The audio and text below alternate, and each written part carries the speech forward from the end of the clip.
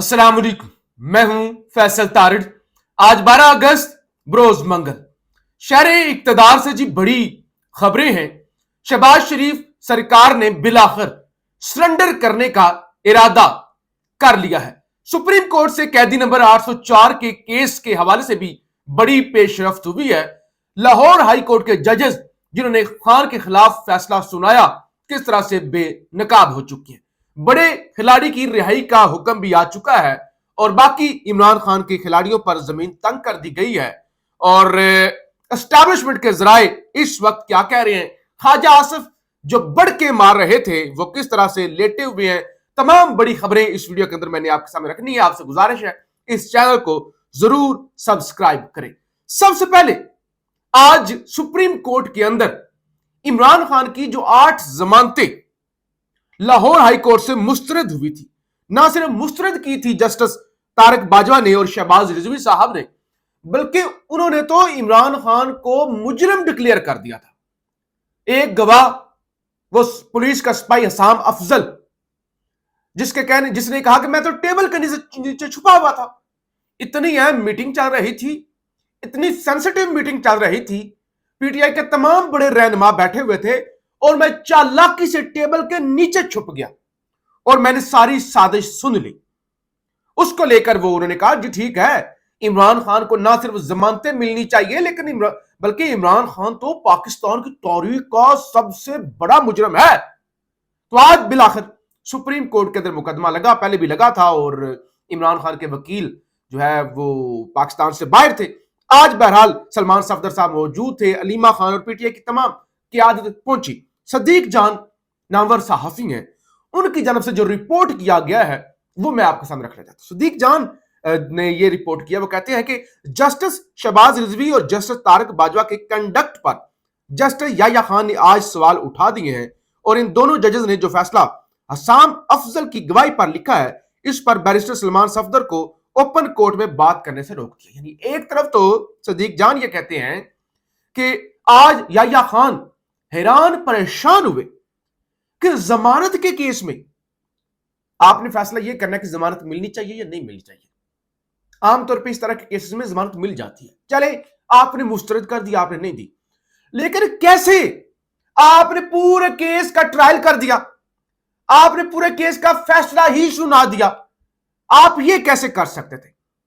एक तरफ तो ये हुआ ना, दूसरी तरफ कैसे एक गवाह जिसका यह भी पता नहीं झूठा है सच्चा है, उस दिन छुट्टी पर था, मौजूद था, टेबल के नीचे कैसे घुस गया, कैसे उस पर बात करने से रोक दिया। यानी याह्या खान कहते हैं कि बाकी चीजों पर चले, मैं दलाइल सुनूंगा, लेकिन ये वाला जो मामला है ना इसके मैं मेरिट्स पर नहीं जाऊंगा। यानी ये टेबल के नीचे कैसे घुसा, जमानत वाले केस के अंदर हतमी फैसला कैसे सुना दिया, बात यहां तक कैसे सुप्रीम कोर्ट तक जमानत को लेकर पहुंच गई। तो याह्या खान ने इस पर शहबाज रिजवी साहब और तारक बाजवा साहब के कंडक्ट पर सवालात जरूर उठाए, लेकिन केस के अंदर क्या भंड मारा गया है और याह्या खान के हुक्म की वजह से पाकिस्तान भर की अदालतों में कैसे थोक के हिसाब से सजाएं सुनाई गई हैं। 10-10 साल की मक्खी पर मक्खी मारी गई है जो उस दिन वहां पर मौजूद नहीं था, जो ऑलरेडी पुलिस की कस्टडी में था। जैसे आलिया हमजा और सनम जवेज पहले से गिरफ्तार थी। खान के जिस गार्ड को 10 साल की सजा सुनाई गई है वो गार्ड खान के साथ 9 मई को इस्लामाबाद हाई कोर्ट G10-1 के अंदर मौजूद था और उसे भी 10 साल की सजा सुना दी गई। तो बहरहाल इन चीजों पर, लेकिन एक याह्या खान ने काम किया है जो कि पीटीआई के लिए एक खुशखबरी हो सकती है कि याह्या खान साहब ने केस को डिले नहीं किया। जैसे होता है ना कि हाई कोर्ट के अंदर केस लग ही नहीं रहा अलकादर ट्रस्ट वाला, बाकी लग जाते हैं। और अब तो रिपोर्टर इस्लामाबाद हाई कोर्ट के रिपोर्टर ये भी रिपोर्ट कर रहे हैं कि जो 5 जज है ना खत लिखने वाले, सुप्रीम कोर्ट से रजू करने वाले, वो सारे जजेस अवेलेबल हैं, वो छुट्टियों पर नहीं गए, लेकिन उनके सामने कोई केस नहीं लगाया जा रहा। उनके होते हुए उन्हें किसी डिवीजन बेंच के अंदर नहीं बिठाया जा रहा, बल्कि जो डोगर साहब के अपने दोस्त यार साथी हैं वो छुट्टियों पर हूं तो फिर डिवीजन बेंच बनाया नहीं जाता, किसी को छुट्टी से वापस बुलवा लिया गया है। यानी ये नहीं कहा जाता कि सीनियर जज मोहसिन अख्तर कियानी साहब मौजूद हैं, तारिक जहांगीरी साहब मौजूद हैं या बाबर सत्तार साहब मौजूद हैं या कोई और जज, उन पर एतमाद नहीं, उनको मौजूद होते हुए भी उनको कोई डिवीजन बेंच नहीं दिया जाता, जूनियर जज छुट्टी पर छुट्टी कैंसिल करके उन्हें वापस बुलाया जाता है। तो एक तरफ तो ये चल रहा है ना इस्लामाबाद हाई कोर्ट के अंदर, लेकिन याह्या खान साहब ने ये काम किया है कि उन्होंने 19 अगस्त की डेट दे दी है कि 19 अगस्त को दलाइल अब ये इमरान खान की जो 8 जमानतों के केसेस हैं इन पर होंगे। दूसरी तरफ जज मंजर गिल जिन्होंने कल शाह महमूद कुरैशी को बरी किया 2 मुकदमात में और बाकियों को 10-10 साल की सजा सुना दी। अब उन्होंने हुक्मनामा जारी कर दिया है और उन्होंने कहा है कि अगर शाह महमूद कुरैशी किसी और मुकदमे में गिरफ्तार नहीं है, मतलूब नहीं है, तो फौरी तौर पे उन्हें रिहा कर दिया जाए, यानी रिहाई का उनका ऑर्डर आ गया। खबर है इंसदादे दहशतगर्दी अदालत लाहौर ने पीटीआई रहनुमा और साबिक वजीर खारजा शाह महमूद कुरैशी को रिहा करने का हुक्म जारी कर दिया। एटीसी लाहौर ने 9 मई के 2 केसेस में शाह महमूद कुरैशी को रिहा करने का हुक्म दिया है। अदालत ने सुप्रीडेंट जेल को मुलजम की रिहाई का मरासला जारी कर दिया है। लेकिन अब पाकिस्तान में यह भी अलमिया है, शाह महमूद कुरैशी भी तब से ही कैद है जब से कैदी नंबर 804 कैद है, बल्कि उससे पहले। तो अब अलमिया यह है कि कहा जा रहा है शाह महमूद कुरैशी डील एस्टैब्लिशमेंट का बंदा, एक बंदा मौजूद नहीं था, कराची में था। और वैसे भी शाह महमूद कुरैशी अभी हुक्मनामे के बावजूद भी रिहा नहीं होने लगे। कुछ 56 केसेस उन पर इस्लामाबाद में बने हुए हैं, मुख्तलिफ केसेस में वो जमानतों पर है, किसी पर जमानत ले रहे हैं, किसी पर जमानत नहीं मिली। और अभी 9 मई के केसेस 4 से 5 अभी केसेस हैं जिनके अंदर वो गिरफ्तार है, हालांकि 1 साल के बाद उन्हें नामजद किया गया। लेकिन अभी यानी हुक्म आ गया है, लेकिन अभी फौरी तौर पर शाह महमूद कुरैशी रिहा होते हुए नजर नहीं आ रहे। और यहां पे एक चल रहा है, देखो शाह महमूद कुरैशी कैसे बच गया, असल में वो एस्टैब्लिशमेंट का बंदा। अच्छा, जो 2 साल से जेल के अंदर जलील हो रहा है, दिल का अटैक हो चुका है, वो असल में एस्टैब्लिशमेंट का बंदा है। वैसे तो किसी की भी सजा, ज्यादातर लोग वो है जो मौजूद ही नहीं थे, उनको सजा हुई है। लेकिन शाह महमूद कुरैशी तो 100% मौजूद नहीं थे, वो तो अस्पताल के अंदर थे 9 मई को, कराची अपनी अहलिया के इलाज के लिए। अच्छा जी, दूसरी तरफ एक तो पिछले कई दिनों से जो मामला चल रहे थे और जो कुछ कल लाहौर, जो कुछ मरी के अंदर बैठक भी हुई और खबरें भी आई कि मामला सब कुछ अच्छा नहीं है, सब अच्छा नहीं है। अब जनाब मुनीफ फारूक, ताकतवर हल्कों के डाकिए, उन्होंने एक खबर दी है कि शहबाज शरीफ ने बेसिकली अपने भाई को और बाकी लोगों को कैसे सरेंडर करने पर मनाया कि हमें बिल्कुल लड़ाई की जरूरत नहीं है।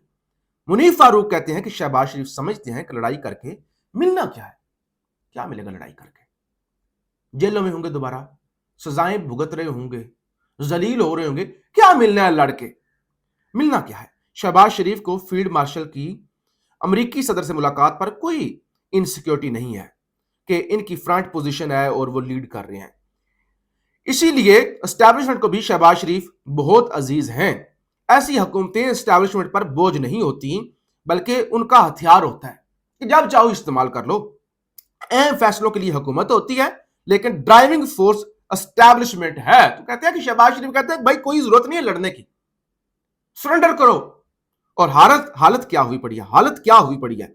ख्वाजा आसफ साहब कहते हैं मैं लॉजेस में रहता हूं, पार्लियामेंट लॉजेस, कहते हैं मैं लॉजेस में रहता हूं, वहां रिपेयर नहीं करवा सकता, दरवाजे टूटे हुए, खिड़कियां टूटी हुई हैं, रिपेयर नहीं करवा सकता। मैंने मोहसिन नकवी के तरले किए कि हमारे दरवाजे टूटे हुए हैं, खिड़कियां टूटी हुई हैं।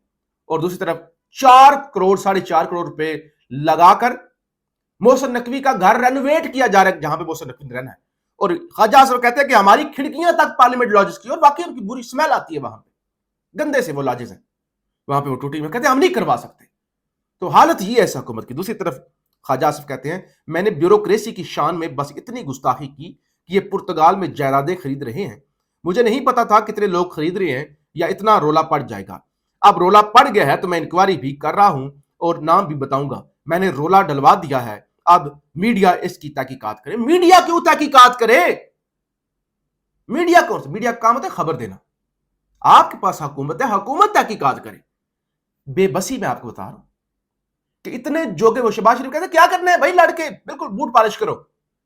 वजीर दिफा कहते भाई हम बेबस है, खिड़कियां भी नहीं रिपेयर करा सकते। और ये जो है ना वो मीडिया और करप्शन का अंबार देखिए, और किस तरह से लोगों को नवाजा जाता है, ब्यूरोक्रेसी और ये सब कुछ। सिर्फ और सिर्फ जंग अखबार को, ये जो जियो मीर शकील रहमान, 1 साल के अंदर 1 अरब 7 करोड़ रुपए के इश्तिहार दिए गए। 1 अरब 7 करोड़ जंग को, जियो को अलग से। और जंग जियो के ملازمین کو جو 50,000 روپے تنخواہ لیتے ہیں ان کو کئی مہینوں کی تنخواہیں نہیں ملی، وہ بیچارے احتجاج کرتے ہیں. اور دوسری طرف کرپشن کا لیول اور صرف اشتہاروں کی مد میں ریاض الحق سینئر صحافی ہیں اسلام آباد سے، وہ کہتے ہیں ایسے اخبارات کو اشتہار دیے گئے ہیں جن کے کبھی نام ہی نہیں سنے، یعنی ایسے ڈمی اخبارات. جیسے کہتے ہیں اعلان، اخبار کا نام ہے اعلان، کبھی سنا ہے آپ نے؟ آہنگ، انجام، شمع فروزاں، FIR، اخبار عوام، اعتدال، الجلال، بیسٹ بزنس وغیرہ، یہاں تک کہ BBC ہیڈ لائنز یعنی وہ جو کاپی پیسٹ ہوتا ہے، BBC رپورٹر، یعنی یہ اخباروں کے نام ہیں، ان کو اشتہار دیے گئے. 19 کروڑ کے اشتہارات اوصاف کو دیے گئے. روزنامہ بیوپار اور روزنامہ فوری ایکشن کو بھی 14 لاکھ اشتہارات دیے گئے. یعنی ان میں سے زیادہ تر نہیں بلکہ 99% کے آپ نے نام بھی نہیں سنے ہوں گے. اور جنگ کو جس طرح سے نوازا جا رہا ہے، اور خواجہ آصف جیسے لوگ اپنی کھڑکیاں تک نہیں ریپیئر کرا سکتے. تو یہ تو اس وقت جناب صورتحال ہوئی پڑی ہے. بہرحال علیمہ خان نے آج سپریم کورٹ کے باہر گفتگو کی ہے. کہتے ہیں ہائی کورٹ کے مقابلے میں اس لحاظ سے سپریم کورٹ بہتر ہے کہ انہوں نے 9 مئی کے کیسز کی سماعت اگلے ہفتے کے لیے مقرر کر دی ہے، جبکہ ہائی کورٹ میں تو جسٹس ڈوگر پچھلے 3 ماہ سے سزاؤں کے خلاف اپیلیں سماعت کے لیے مقرر نہیں کر رہے. عمر ایوب حالانکہ ان کو سزا ہو چکی ہے، ڈی نوٹیفائی ہو چکے ہیں، ڈی سیٹ ہو چکے ہیں، اس کے باوجود خبر یہ ہے کہ نائلی کے باوجود عمر ایوب کے خلاف نائلی ریفرنس پر الیکشن کمیشن میں کارروائی جاری. آج سماعت اس پر ہونی ہے، اور عمر ایوب کے وکیل نے کہا کہ پشاور ہائی کورٹ میں آج سماعت ہے. ممبر کے پی نے کہا کہ 90 روز میں اسپیکر ریفرنس پر فیصلہ کرنا ہے. سماعت 20 اگست تک ملتوی کر دی گئی. یعنی وہ ڈی سیٹ ہو گئے ہیں، اس کے باوجود ان کے خلاف ایکشن جاری ہے. دوسری طرف 14 اگست کے احتجاج کے حوالے سے PTI نے واضح کر دیا کہ 14 اگست آزادی کا دن ہے، جشن کا دن ہے، اور اس دن ہم جشن منائیں گے، کسی قسم کا کوئی احتجاج نہیں ہوگا. پاکستان زندہ باد.